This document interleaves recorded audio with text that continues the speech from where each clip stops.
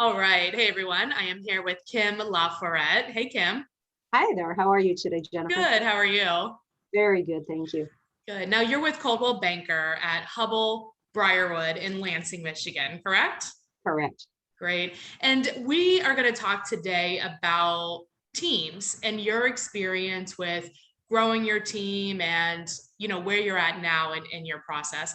But can you give us some context? So how long have you been in real estate? I got into real estate probably before you were born, 1976. Oh, it's And pretty close. Yeah. yeah, okay.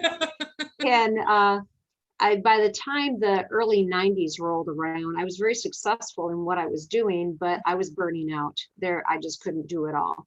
And of course, that's when technology started to come into the Right. picture a little bit as well, supposedly to make our lives easier, but trying to learn all that and everything on top of it was just overwhelming. Do you remember back then, like average realtors did like how many deals? Like back in maybe like the 80s or early 90s? I'm going to guess it wasn't much different really than it is right now as far as average realtor. And I'm Okay. assuming that's maybe about 15 deals a year. That Oh, would be my guess as to what average oh is. no, it's like I think the average is like less than 10 now. Oh, is it? Wow. It's like Okay. 5 or 10. It's not much. So that That's is funny when you crazy. think about like the introduction of technology and making it easier. But do you remember was the what was everybody saying about teams? Because there weren't like large teams back then, right? There weren't any teams. I actually came up with the idea myself. I never heard about it from anybody else. And I thought, if I just had somebody that was helping me show homes, if I just had somebody that was doing paperwork for me, all that stuff. And so I started putting together job descriptions Okay. and I started looking all over the country through the NAR website, through calling brokers that I knew from all over the country saying, hey, have you, how do Yeah. you develop a team? And they're like, a what? So So, your thought process was well, you said you were like kind of tired and you were like, if I could get people to do this, then was your thought that you would focus more on selling or that you would take a break? no, focus more on Oh, selling. I'd be like, I'm That, taking vacation. yeah, Okay.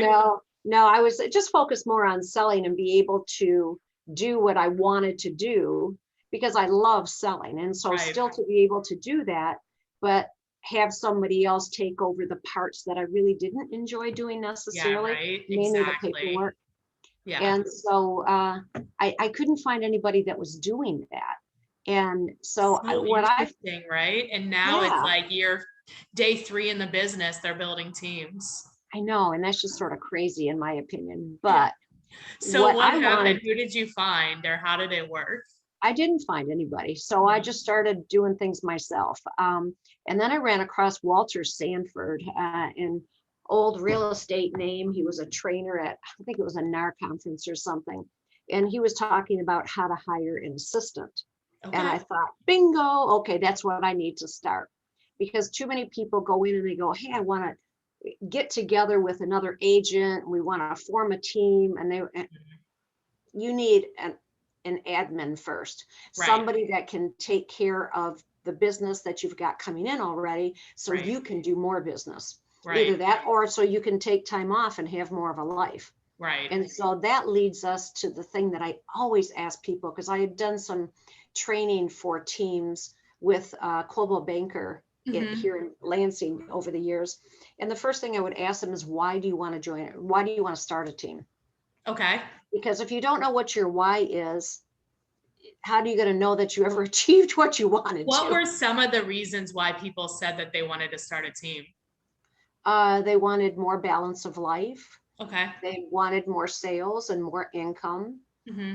Uh, those were the two major things that I would hear from people. One of the ones that I also had in there was I wanted to leave a legacy. Yeah. I knew that what had been successful for me in the past, I didn't want to just take that to the grave with me. Right. I wanted to be able to train others to do things the way that I had done them, and then maybe build up a generational business Right. so that when I'm the age that I am right now, I wouldn't necessarily be out there selling anymore. I And think that's where that's I'm a lot at. of things that's something that gets overlooked a lot. It's like, what happens when you're done doing it, regardless of like, maybe you're, you still, maybe you want to do something else, or maybe but you spent all of this time and all of your energy building this business, building your processes, and then what, Yep, exactly.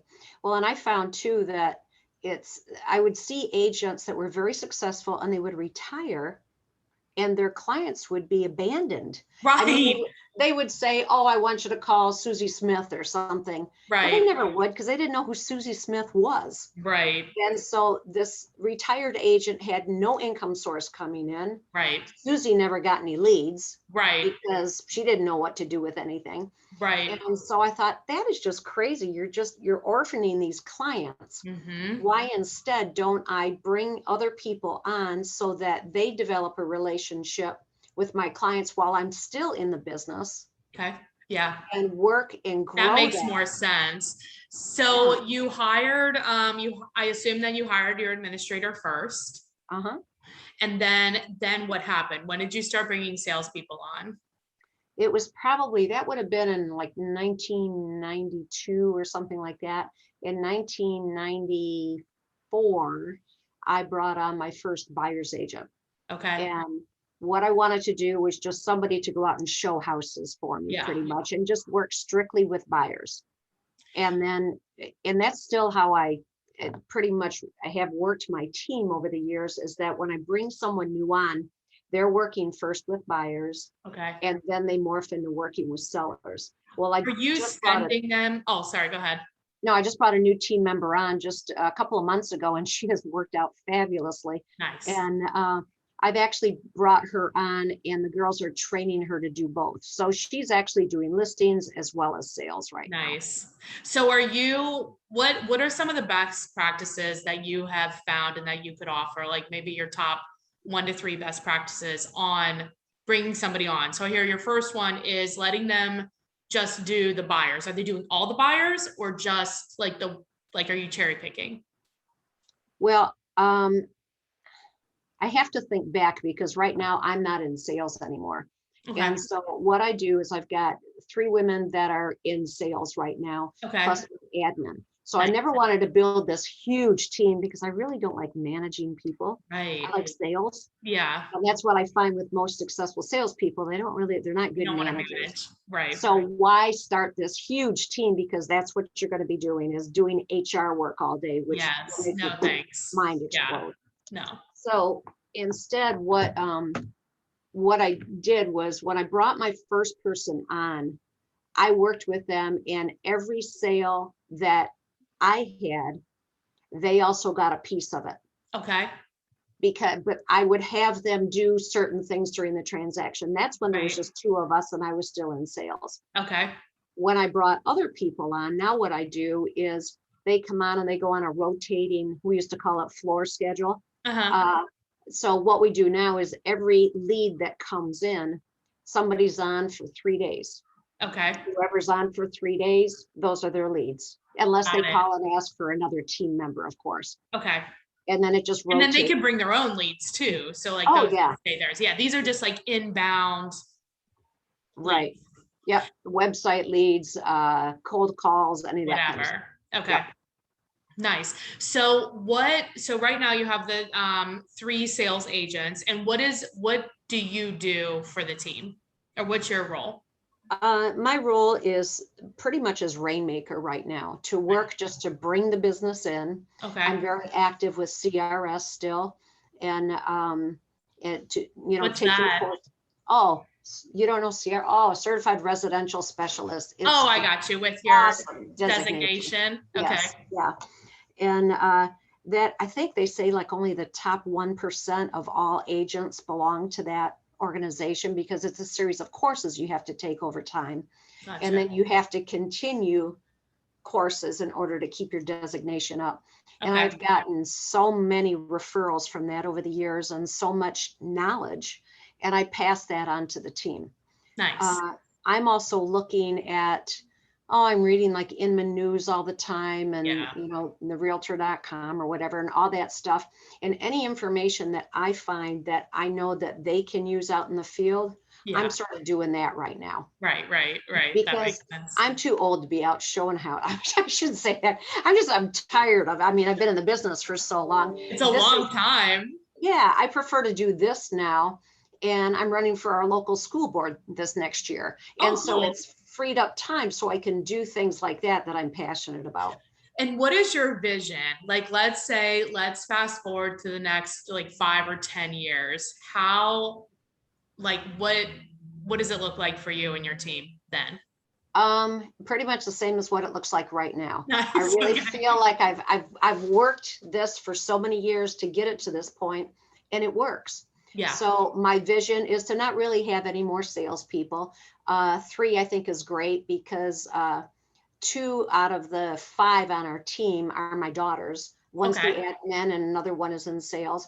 And so when we go on a family vacation, if there's only one other salesperson, it's all on their shoulders, Right. everything. Right. So I wanted to have another person there, and Christy's filled that role beautifully Nice. so far.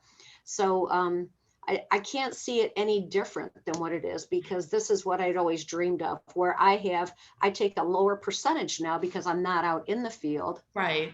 but all of the past years of clients, the expertise that I've been able to convey to them and stuff like that, I just work on feeding Well, that that's to that them. legacy part of it, right? And so at some point, I imagine that you'll be turning it over to one of their daughters or I don't know. whatever. I don't Maybe, know. maybe not. I mean, I can, as long as I can continue doing this, and it's really, I'm 66 years old, and so I You're young. can. 66 is the new Oh, 48. I know. Well, there you go. Sometimes my body doesn't feel like it, but I'm working on it. Oh, but What it's would, oh, go sorry, go ahead. ahead. I was going to say the way that we've structured this and stuff, I really see us just continuing to empower the ladies to do more. Like my admin, I've got her doing more things with, I still pay the bills and things like that, but I've got her doing more things right now Right. that gives her more, empowers her to do some more things. So you have one main admin that does, okay, so is she doing like transaction coordination and inputting listings and stuff like that? Correct. And other Mhm. admin duties. Okay. And then you have you, oh, that it sounds like you're taking over, or you do the generating leads and then you're taking over some of the like auxiliary administrative stuff, like financial type stuff. Correct. Okay. And then the other three, what, because I think that like 4 to 6 number for a team seems to be like not only the most profitable, but kind of like a good mix. Why do you think that is? I mean, have you seen that? Because any more, and it's like you said, you're managing people, and any less, it's like, I don't know. What do you think? Yeah. I think it really depends on what the person is looking for. Yeah. I find this perfect for what we're doing because it balances us. Mhm. I nearly had a nervous breakdown back in the 1980s because I was doing everything. I was a Yeah. mother of three school age kids. Uh, Thankfully, I've got a husband that loves to cook and he's always been very supportive. That's But good. I can't imagine if I was a single mom like It would have been terrible. yeah, Danielle Kennedy, the Yeah. stories that she told and stuff Right. from years ago. And so I wanted balance of life. And I wanted that for the other people that came on with me so that nobody is overwhelmed, but they're still making a good income. Right. They're doing things the way that I have been, that's been successful for me. So there's continuity with my clients Hmm. because we've sold from generations now. I mean, grandma and Oh yeah. grandpa, mom and dad, the kids, and now their kids. So we're actually into 4 That's generations in awesome. some families. And to me, that is just, That's so cool. Do you yeah. think that your team makeup would be different if your daughters weren't there, if they were all strangers? Mm, I think it depends on the personality types. And Hmm. that's one of the things that I do with people when they come on as well. Before I take them on, I have them do the disc profile. I Okay. want to know once I look at that, and you can pretty much tell whether they're going to be good in sales or Yeah. whether they're going to be good in admin, Right. whatever. And so I do the disc profile first. And if I don't think it's going to be a good fit, it's like, like I, culturally for the team. Yeah. yeah, and I want to save them the time of getting licensed and all that stuff and everything too. Yeah. Uh, and then I do a contract. If I do say that, yes, I take them on a contingent basis. So it's a 90-day trial period. Okay. During that 90 days, they are expected to do the things that we ask them to do, go on the schedule, take the training that's offered to them, not only through Coldwell Banker, but through our team. Because Okay. every 2 weeks, we have a team training meeting for 2 hours Nice. on a Wednesday. Like That's tomorrow, good. we're going over commissions Okay. and, how to enroll playing commissions and things like that. Nice. And then we have our annual team meeting as well, which we just had last week, where we lay out everything that we're going to do in the following year. Yeah, and that's a good time, like that you would have done, yeah, like in October, which is a good time. A lot of people wait till December, but really October is business planning month. Yeah. Exactly, because you're too busy with Christmas and all other things in December. Well, and we have a 90-day sales cycle, pretty Right. much. I Yeah. mean, so whatever you do today is going to show up in 90 days. If you wait until point. January, it won't show up until March or April, Yeah, you're behind the 8 ball already. So that was one of my questions. How do you hold them accountable? My other question was, do you find as you're adding a team member that you prefer unlicensed or newly licensed people, or do you prefer people that have experience? Again, it depends on their personality. My daughter got into it as an unlicensed person.